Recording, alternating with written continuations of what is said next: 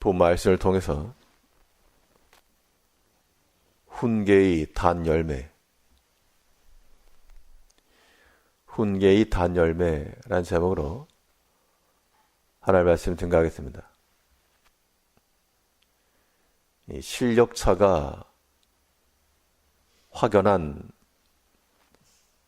개인이나 팀이 경기를 했을 때 실력이 약한 사람이 의외의 선전을 하게 되면 졌지만 잘 싸웠다, 그러한 평가를 하게 되고 충분히 이길 거라 생각을 했는데 고전을 면치 못할 경우 이겨놓고도 뭔가 뒤가 개운치 않은 그러한 평가를 받습니다. 오늘 본문을 보게 되면 내 자녀를 징계하라. 여기서 징계라고 하는 것은 벌을 내리는 의미에서의 그런 징계 혹은 초달 이런 걸 의미하겠으나 큰 의미에서는 훈계하라 그런 얘기예요. 훈계하라. 벌을 주는 것이 본디의 목적이 아니고 가르치고 깨닫게 하여 돌이키게 하는 것, 이것이 큰 목적인데 그 훈계의 열매를 이루는 방편으로서 때로는 벌을 내리는 징계도 되고 또 때로는 칭찬과 격려도 필요할 것입니다.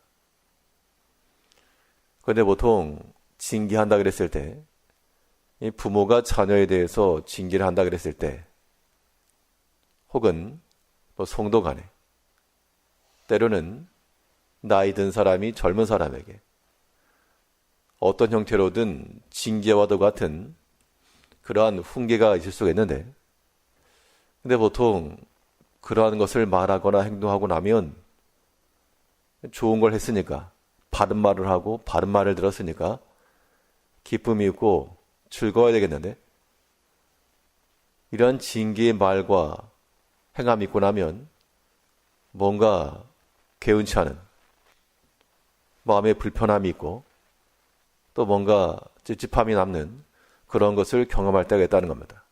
왜 그럴까?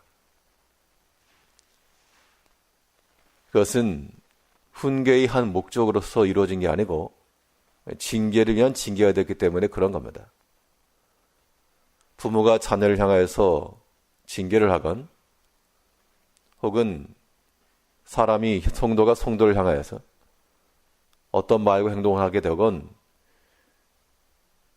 우리의 마음이 뭔가 불편하다 혹은 개운치 않다, 그것은 훈계로서의 단열매를 맺지 못한 겁니다. 징계가 되었건 격려가 되었건 이 훈계를 통하고 나서 우리 마음에 기쁨이 있으려면 어떻게 할 것인가? 훈계를 행하는 우리의 마음이 사랑하는 마음을 가지고 행해야 됩니다.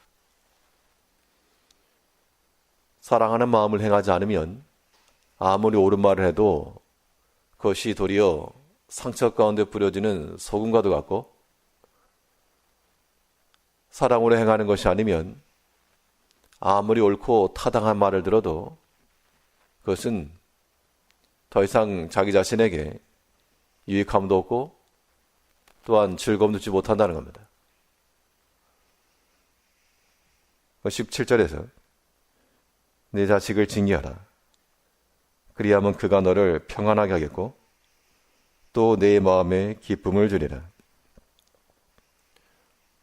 본 말씀에서는 징계를 하면 마음에 평안이 있고 기쁨을 준다 그랬는데, 우리의 경험상 놓고 보면 이 징계와 훈계를 행한 후 도리어 다툼이 있고 평안이 깨어지고 이 기쁨보다는 이 분쟁과 혹은 마음속에 원망과 원한과 그런 마음을 갖기 쉽다는 겁니다.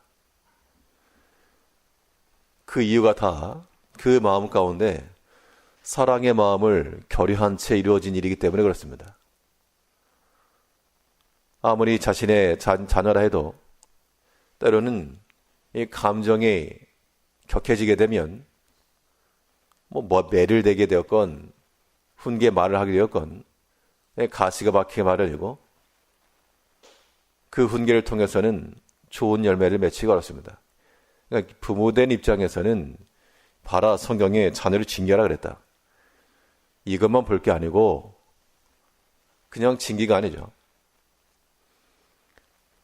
그리스도께서 교회를 사랑하듯 하나님께서 그의 자녀들을 사랑하시듯 그 마음을 가지고 행하는 것이지 어떠한 권세나 권위나 자격이나 이것을 들이내면서 그 권리 행사하는 것이 절대 아닌 겁니다. 부모라고 해서 회초리를 들 수 있는 자격이 있기 때문에 드는 게 아니고 그걸 통해서 사랑하는 마음을 가지고 참으로 변화되기를 바라는 마음을 가지고 훈계를 하되 때로는 칭찬과 격려를 통하여 때로는 아프지만 징계를 통하여 이것은 우리 스스로가 알 수 있습니다. 내가 이 지금 사랑하는 마음을 행하는 것인지 아니면 내 마음에 들지 않아서 화가 나서 행하는 것인지 그런 마음을 행하는 것은 좋은 열매를 맺힐 수 없습니다. 부모 자녀 간의 관계사만이 아니고요. 우리 또한 교회 공동체에 이루고 있기 때문에 교회 내에서도 이런 일이 발생할 수가 있습니다. 부모 자녀라고 하는 관계 대신에 성도 간 어떤 때에는 믿음이 있는 분과 믿음이 없는 사람, 믿음 있는 사람 입장에서는 믿음이 조금 없어 보이는 사람이 훈계를 들어야 될 대상이라 생각을 하고 가르치는 겁니다. 지적하고. 그런데 그러고 나서 우리 마음이 평안해야 되는데, 왜냐하면 바른 걸 가르쳤으니까 돌이키게 되고 회개의 열매를 맺히게 되면 이게 즐거운 거니까요. 그런데 그렇게 말하고 나서 도리어 마음속에 미움이 남거나 원한이 있거나 다툼이 남았다. 아무리 천사의 말을 했을지라도 이것은 사랑하는 마음으로 행한 것이 아니었다라고밖에 말할 수가 없습니다. 듣는 경우도 마찬가지입니다. 우리가 성경 말씀을 들을 때 다 알지만 그 말을 듣고도 우리가 돌이킬 마음이 없다는 것은 사랑의 마음이 없다는 겁니다. 예수님께서 죄인을 사랑하실 때 우리가 다 죄인이었는데 예수님께서 우리를 사랑하신 것은 죄를 다 용서하시고 때로는 바른 길로 돌이키기를 원하시고 그렇다고 해서 예수님께서 우리에게 교훈하신 후 속이 상해가지고 원한이 있거나 다툼이 남거나 앙금을 가지고 있는 그런 상태가 아니었습니다. 우리를 사랑하시는 마음으로 때로 훈계도 하시고 말씀을 풀어 가르치기도 하시고 이것이 훈계의 단 열매를 맺히는 길이 되는 겁니다. 이제 우리가 성경의 약속을 따라 내 자녀를 징계하라 그랬으니까 잘못 행하고 있는 그런 부분들을 고쳐서 망하는 길로 가는 것을 막고 생명의 길로 돌이킬 수 있도록 훈계하는 것 필요합니다. 때로 그것이 초달일지라도 이 자녀들에게 잘 훈계하고 가르치는 것 필요합니다. 그러나 육신의 감정이 훈계라고 하는 것을 포장하지 아니하도록 우리 마음을 진정시킬 필요가 있고요. 특별히 교회 내에서도 우리가 아무리 옳은 말과 바른 합당한 말을 할지라도 그 말을 하고 난 후 마음속에 다툼과 미움과 이런 게 남다 그러면 회개하셔야 됩니다.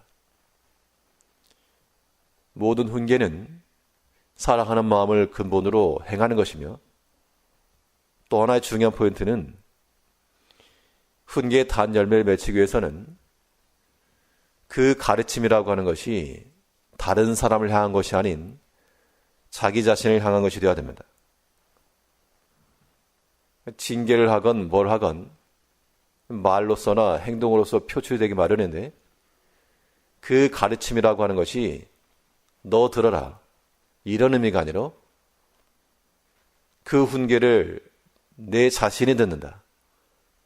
그런 마음으로 행할 때 그때 훈계의 열매가 맺히게 되어 있습니다. 부모라도 자녀의 잘못된 것을 가르치지만 실상은 부모의 자기 자신이 생각해 보았을 때 남 얘기할 게 아니다. 지금 이 매를 맞아야 될 사람은 바로 나다. 그런 걸 느낄 때가 많이 있죠. 그런 마음을 갖는 것이 정상입니다. 우리 믿음 안에서의 훈계도 마찬가지입니다. 교회 내에서라도 누가 옳고 그르냐 그것 따지려고 그러면 다툼받게 되지 않지만 우리가 누군가를 비난하거나 때론 정죄하거나 부족함을 이야기하려 할 때 그 말이 자기 자신을 향한 것이 될 때 남 부끄러워서 우리가 말할 수 없는 겁니다. 응당 그런 마음을 가지고 행하는 것이 훈계에 있어서의 좋은 열매 맺히는 겁니다. 내 자녀를 징계하면 그것이 평안케 하겠고 내 마음에 기쁨을 줄 것이다. 이게 훈계에 있어서의 단 열매를 맺혔다는 증거입니다. 이제 우리가 우리 자녀에 대해서나 우리 믿음의 형제들에 대해서나 어떤 누구를 향하여서라도 좋은 말, 바른 말, 훈계의 말과 행동에 나갈지라도 그 근간에 사랑하는 마음을 행하는 것인가 이거 생각하셔야 되고 그 훈계 말을 누가 들어야 된다? 내가 들어야 된다.